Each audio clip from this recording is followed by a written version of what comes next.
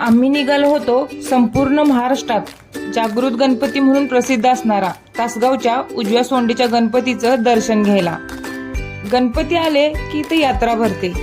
श्रीमंत परशुराम पटवर्धन त्यांनी हे मंदिर इसवी सन 1771 ते 1779 या 9 वर्षाच्या काळात तासगाव येथे सुंदर हेमाडपंथी गणेश मंदिर बांधले।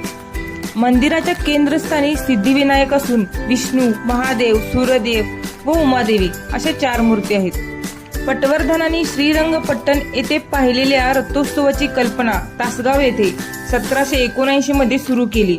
हा रथोत्सव म्हणजे तासगावच्या ऐतिहासिक धार्मिक जीवनाचा केंद्रबिंदू आहे।